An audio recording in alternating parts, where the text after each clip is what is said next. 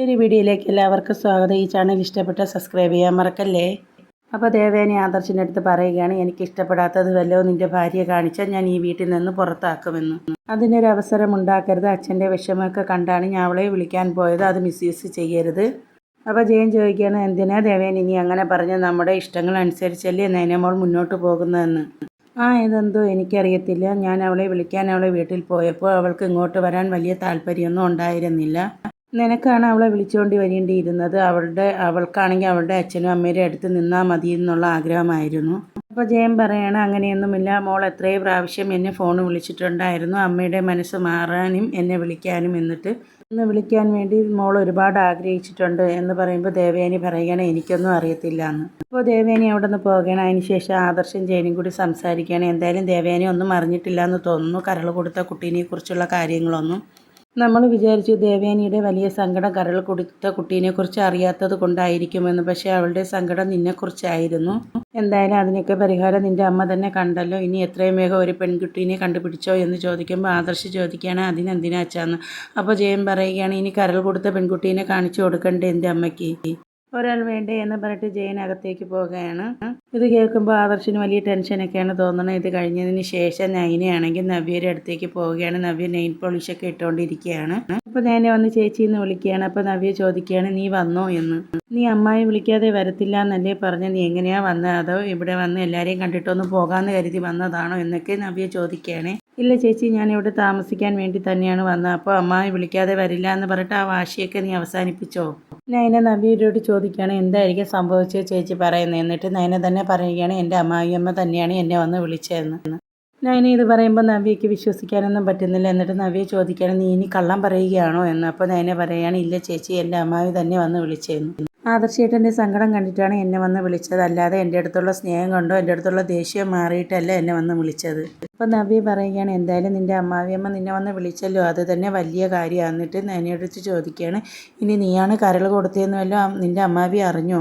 നീയാണോ അമ്മാവിക്ക് കരൾ കൊടുത്തതെന്നൊക്കെ അറിഞ്ഞായിരിക്കുമോ എന്നൊക്കെ ചോദിക്കുമ്പോൾ നയന പറയണേ, അതൊന്നും അറിഞ്ഞില്ല എന്ന്. ഇത് കഴിഞ്ഞ് തീരുമ്പോൾ അബിയും ജലജയും കൂടി അവിടെ വരികയാണ്. എന്നിട്ട് ചോദിക്കുകയാണ്, അനിയത്തിയും ചേച്ചിയും കൂടി സ്നേഹപ്രകടനമൊക്കെ ആയിരിക്കുമല്ലേ എന്ന്.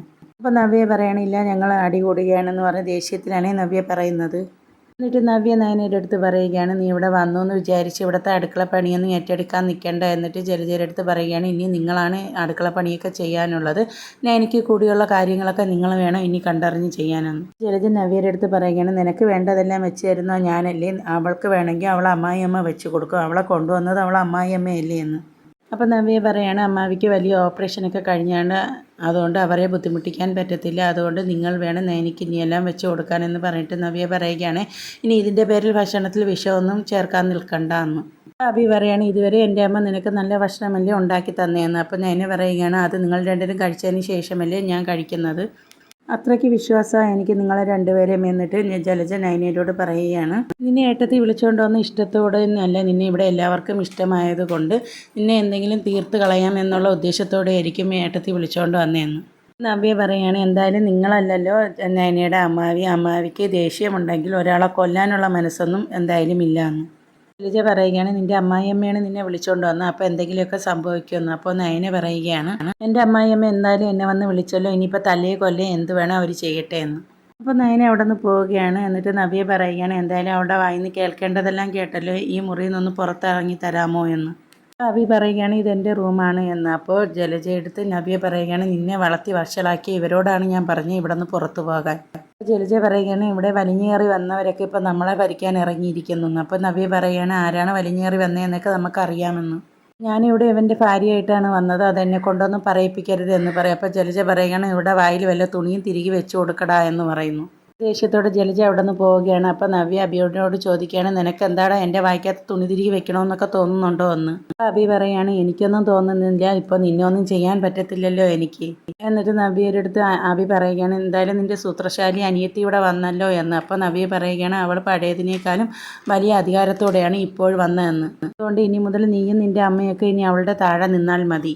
അപ്പോൾ അബി ചോദിക്കുകയാണ്, അത്രയ്ക്ക് മാത്രം എന്ത് സഹായമാണ് ഈ കുടുംബത്തിന് വേണ്ടി നിൻ്റെ അനിയത്തി ചെയ്തതെന്ന്. അപ്പോൾ നവ്യ പറയുകയാണ്, അവൾ ചെയ്ത സഹായമൊക്കെ അറിയേണ്ട ആൾക്കാരൊക്കെ അറിഞ്ഞിട്ടുണ്ടെന്ന്. അബി പറയാണ്, അവൾ എന്തൊക്കെ കുത്തിക്കുറിച്ചൊരു ഡിസൈൻ ഉണ്ടാക്കി, അതിൽ കോടികളുടെ ലാഭം ഉണ്ടാക്കി, അതല്ലേ എന്ന്. അപ്പോൾ നവ്യ പറയുകയാണ് ആ ഭാഗ്യം നമുക്ക് കിട്ടിയില്ലല്ലോ, അപ്പോൾ അവളല്ലേ ആ ഭാഗ്യം കൊണ്ടുവന്ന്, അതുകൊണ്ട് നമുക്ക് അവളുടെ താഴെ നിന്നാൽ മതിയെന്നു. പിന്നീട് ദേവയാനിയാണെങ്കിൽ എന്തോ പാചകം ചെയ്യുകയാണ്. അപ്പോൾ ജലജയും ജാനകിയും കൂടി അവിടെ വന്നിട്ട് ഇപ്പോൾ ചോദിക്കുകയാണ്, ഏട്ടത്തി വയ്യാണ്ട് ഇരിക്കുകയല്ലേ, എന്നിട്ട് എന്തിനാ അടുക്കളയ്ക്കകത്ത് കയറിയെന്ന്. മരുമകളെ വിളിച്ചുകൊണ്ട് വന്നപ്പോൾ നമ്മൾ വിചാരിച്ചു അടുക്കള പണിക്കായിരിക്കും വിളിച്ചുകൊണ്ട് വന്നതെന്ന്. ഇപ്പോൾ നേരെ തിരിച്ചായിരുന്നല്ലോ നടക്കുന്നത്, ചേട്ടത്തിയാണല്ലോ അടുക്കള പണിയൊക്കെ ചെയ്യുന്നതെന്ന്. അപ്പോൾ ദേവയാനി പറയുകയാണ്, ഇനി പഴയതുപോലെയൊന്നും ആവാൻ എനിക്ക് പറ്റത്തില്ല. ഞാനിവിടെ കല്യാണം കഴിഞ്ഞ് വന്നതിന് ശേഷം അമ്മയായിരുന്നു ഇവിടെ എല്ലാ പണികളും ചെയ്തുകൊണ്ടിരുന്നത്. ഞാൻ അമ്മയെ സഹായിക്കുക മാത്രമാണ് ചെയ്തുകൊണ്ടിരുന്നത്.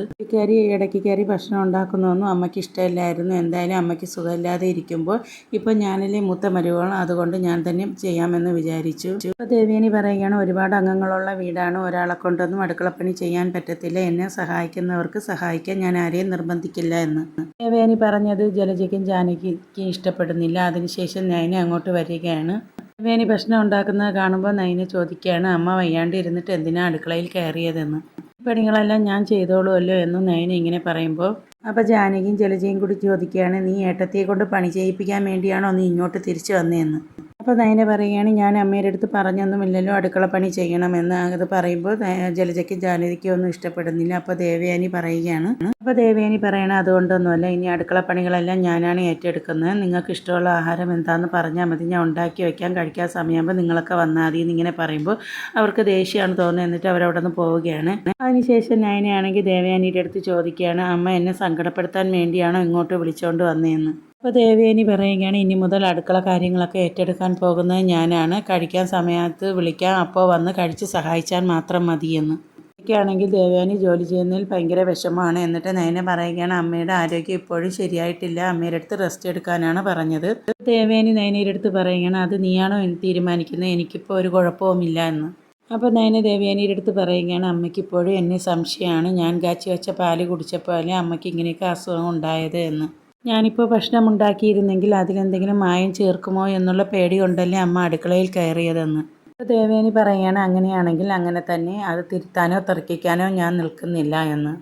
എന്തായാലും ഇനി മുതൽ അടുക്കള കാര്യങ്ങളൊക്കെ ഞാനാണ് നോക്കുന്നത്, നീ അടുക്കളയിൽ നിന്ന് പൊയ്ക്കോ എന്നാണ് ദേവയാനി നയനയുടെ അടുത്ത് പറയുന്നത്. കുറേ സമയമൊന്നും എനിക്ക് നിൻ്റെ മുഖം കണ്ടുകൊണ്ടിരിക്കാൻ പറ്റത്തില്ല, ആദർശനും അച്ഛനും ഇവിടെ ഉള്ളവർക്കും വേണ്ടിയാണ് ഞാൻ നിന്നെ വിളിച്ചുകൊണ്ട് വന്നത്, അല്ലാതെ എൻ്റെ ഇഷ്ടത്തിനൊന്നും അല്ല നിന്നെ വിളിക്കാൻ വന്നത്. ഇത് കേൾക്കുമ്പോൾ നയനയ്ക്കാണെങ്കിൽ ഭയങ്കര വിഷമമാണ്. അതിനുശേഷം നയന ചോദിക്കുകയാണ്, ഇതിനു വേണ്ടിയായിരുന്നു അമ്മ എന്നെ വിളിച്ചുകൊണ്ട് വന്നത്, അങ്ങനെയാണെങ്കിൽ ഞാൻ തിരിച്ചു പോവുകയാണെന്ന് നയന പറയുന്നു. നയന ഇങ്ങനെ പറയുമ്പോൾ പെട്ടെന്ന് ദേവയാനിക്ക് എന്തോ പോലെ ആവുകയാണ്. അപ്പോൾ ദേവയാനി പറയുകയാണ്, നീ എന്തിനാ തിരിച്ചു പോകുന്നത്, നിന്നെ തിരിച്ചു പോകാൻ വേണ്ടിയിട്ടല്ലല്ലോ ഞാൻ വിളിച്ചുകൊണ്ട് വന്നതെന്ന്. അപ്പോൾ ദേവയാനി നയനയുടെ അടുത്ത് പറയുകയാണ്, നീ തിരിച്ചു പോവുകയാണെങ്കിൽ ഏറ്റവും കൂടുതൽ വിഷമിക്കുന്ന ആദർശമായിരിക്കും, ഇപ്പോൾ എന്നെക്കാളും ഏറ്റവും കൂടുതൽ അവൻ സ്നേഹിക്കുന്നത് നിന്നെയാണ്. എന്നിട്ട് ദേവയാനി നയനയുടെ അടുത്ത് പറയുകയാണ്, എന്തായാലും നീ റൂമിൽ പോയി റെസ്റ്റ് എടുക്കുക എന്ന്. അപ്പോൾ നയന ചോദിക്കുകയാണ്, റെസ്റ്റ് എടുക്കാൻ മാത്രമേ എനിക്ക് അസുഖമൊന്നും ഇല്ലല്ലോ എന്ന്. പണിയൊന്നും ഇല്ലാത്തത് കൊണ്ടാണ് ഞാൻ നിൻ്റെ അടുത്ത് റെസ്റ്റ് എടുക്കാൻ പറഞ്ഞത്, അതുമല്ല എനിക്ക് ഒരുപാട് സമയം നിൻ്റെ മുഖം കണ്ടുകൊണ്ടിരിക്കാനൊന്നും പറ്റത്തില്ല എന്നിങ്ങനെ പറയുമ്പോൾ നയന സങ്കടത്തോടെ അവിടെ നിന്ന് പോവുകയാണ്. അപ്പോൾ ദേവയാനിക്ക് സങ്കടം തോന്നിയാണ് നയനയെ സങ്കടപ്പെടുത്തി വിട്ടതിൽ. എന്നിട്ട് ദേവയാനി മനസ്സിൽ ഓർമ്മിക്കുകയാണ്, മോളെ ഇനി നിന്നെ ഞാൻ അടുക്കള പണിയൊന്നും ചെയ്യാൻ താമസിക്കില്ല, ഇനി മുതൽ ഞാനാണ് അടുക്കള പണിയൊക്കെ ചെയ്യുന്നത്, ഇനി ജീവിതകാലം മുഴുവനും നിനക്ക് ഇഷ്ടമുള്ളത് വെച്ചുണ്ടാക്കി തരാനാണ് ഞാൻ തീരുമാനിച്ചിട്ടുള്ളതെന്ന്. ഇത്രയും കാര്യങ്ങൾ സങ്കടത്തോടെ ദേവയാനി മനസ്സിൽ ഓർമ്മിക്കുകയാണ്. അതിനുശേഷം അനാമികയാണ് കാണിക്കുന്നത്. നയന അനാമിക വന്ന സമയം തന്നെ വന്നത് അനാമികയ്ക്ക് ഭയങ്കര ദേഷ്യമാണ്. അതേസമയം അവിടെ ജലജയും ജാനകിയും വരികയാണ്.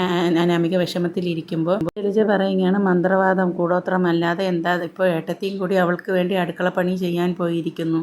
അപ്പോൾ അനാമിക പറയുകയാണ്, എന്തായാലും വല്യമ്മ ഞാൻ വന്ന സമയത്ത് തന്നെ ആ നയനയെ വിളിച്ചുകൊണ്ട് വരേണ്ടിയിരുന്നില്ല എന്നൊക്കെ. അപ്പോൾ അനാമിക പറയുകയാണ്, ഇനി ചേച്ചി അനിയത്തിയും കൂടി ഇനി എൻ്റെ മെക്കിട്ട് കയറാൻ വരുമോ. ജലജ പറയുകയാണ്, അത് ശരിയാണ് എന്ന്. അപ്പോൾ ജാനകി പറയുകയാണ്, മോളെ അവരെന്തെങ്കിലും പറഞ്ഞെന്ന് പറഞ്ഞ് പിണങ്ങി വീട്ടിൽ പോകാനും നിൽക്കണ്ട, അതുകൊണ്ടാണ് അവരെന്തെങ്കിലുമൊക്കെ മോളെ പറയുന്ന, മോൾ പിണങ്ങി വീട്ടിൽ പോകുമെന്നുള്ളത് അറിയാമെന്നുള്ളത് കൊണ്ട്, അതുകൊണ്ട് മോൾ അതിനൊന്നും നിന്ന് കൊടുക്കരുത് എന്ന് ഉപദേശിച്ചു കൊടുക്കുകയാണ്. അപ്പോൾ അനാമിക പറയുകയാണ്, ഏത് സമയത്താന്തോ എനിക്ക് അനിയനെ കല്യാണം കഴിക്കാൻ തോന്നിയതെന്ന്. അപ്പോൾ ജാനകി പറയുകയാണ്, അങ്ങനെയൊന്നും പറയല്ലേ മോളെ, ഞാൻ മരുമകളായിട്ടല്ല കണ്ടത്, മകളായിട്ട് തന്നെയാണെന്ന്. ഈ മോളുടെ നേരെ ആരെങ്കിലും എന്തെങ്കിലുമൊക്കെ പറഞ്ഞിട്ടുണ്ടെങ്കിൽ ഇനിയൊരു കൊലപാതകം തന്നെ നടക്കും, ഇനി നയനയെന്ന് പറയുന്നവളെ കൊന്നിട്ട് ഞാൻ ജയിലിൽ പോകുമെന്ന് പറഞ്ഞിട്ട് ജാനകി നയനയെന്ന് പറയുന്നവളെ എല്ലാവരും സപ്പോർട്ട് ചെയ്യുന്നു. അതുമല്ല അനിയാണെങ്കിൽ ആദർശും നയനയും പറയുന്ന അനുസരിച്ചാണ് ജീവിക്കുന്നത്. എന്നിട്ട് ജാനകി പറയുകയാണ്, നമുക്ക് ആരും സപ്പോർട്ടില്ല, നമ്മുടെ ഭർത്താവ് പോലും സപ്പോർട്ട് ചെയ്യാനില്ല. എല്ലാം പറഞ്ഞു കഴിഞ്ഞ് ജാനകി അങ്ങോട്ട് പോവുകയാണ്. അതിന് ശേഷം ജലജ പറയുകയാണ്, എൻ്റെ മരുമകളെ കൊണ്ട് ഞാൻ പൊറുതി മുട്ടിയിരിക്കുകയാണ്. അവളെ അവളുടെ അനിയത്തിയും എങ്ങനെയെങ്കിലും പുറത്താക്കാൻ വേണ്ടി ഞാൻ കട്ടയ്ക്ക് നിന്നെ സപ്പോർട്ട് ചെയ്യുമെന്ന് അനാമികയോട് പറയുന്നു. പറഞ്ഞിട്ട് ജലജ അങ്ങോട്ട് പോവുകയാണ്. എന്നിട്ട് തിരിഞ്ഞ് നിന്നിട്ട് ജലജ പറയുകയാണ്, ഈ വീട്ടിൽ ഒരു മരുമകളെ വന്നിട്ടുള്ളൂ, അത് മോളാണ് എന്ന് പറയുന്നു. ജലജ ഇങ്ങനെ പറഞ്ഞിട്ട് പോവുകയാണ് ചെയ്യുന്നത്. അപ്പോൾ അനാമിക ആണെങ്കിൽ നയന വന്ന സങ്കടത്തിലും ദേഷ്യത്തിലും അങ്ങനെ നിൽക്കുകയാണ്. പിന്നീട് രേവതിയാണ് കാണിക്കുന്നത്. രേവതിയാണെങ്കിൽ വേണുവിനോട് നയന തിരിച്ചു വന്ന കാര്യങ്ങളൊക്കെ വേണുവിൻ്റെ അടുത്ത് പറയുകയാണ്. നയനയെന്ന് പറയുന്നവളെ കൂട്ടിക്കൊണ്ടുവന്ന ദേവയാനിയാണ് എന്നൊക്കെ ഇങ്ങനെ പറയുമ്പോൾ വേണുവിനാണെങ്കിലും വിശ്വസിക്കാൻ പറ്റുന്നില്ല. ദേവയാനി നയനേനെ ഇപ്പോൾ വിളിച്ചുകൊണ്ട് വന്നെന്നൊക്കെ പറയുന്നത്. നയന അവിടെ ഇല്ലാത്തത് കൊണ്ട് അവരെ മോനും അച്ഛനും അമ്മയ്ക്കും എല്ലാം ഭയങ്കര സങ്കടം ആയതുകൊണ്ടാണ് കൊണ്ടുവന്നതെന്നൊക്കെയാണ് പറയുന്നതെന്ന്. അപ്പോൾ വേണു പറയുകയാണ്, അത് ശരിയായിരിക്കും. എന്തായാലും നയനയുടെ അടുത്ത് സ്നേഹമൊന്നും ദേവയാനിക്കില്ല. അവരെയൊക്കെ താല്പര്യത്തിന് വേണ്ടിയായിരിക്കും ദേവയാനി പോയി നയനയെ കൂട്ടിക്കൊണ്ട് വന്നതെന്നൊക്കെ. ഏതുവരെ പോകുമെന്നൊക്കെ നമുക്കൊന്ന് നോക്കാമെന്ന്. ഇനി നിൻ്റെ മോളോടൊന്ന് പറഞ്ഞേക്കുക, അവർ വന്നതുകൊണ്ട് ഇനി പിണങ്ങി വരാനൊന്നും നിൽക്കണ്ടെന്ന്, അവളെ നല്ല രീതിയിലൊന്ന് ഉപദേശിക്കുക എന്ന് രേവതിയോട് വേണു പറയുകയാണ്.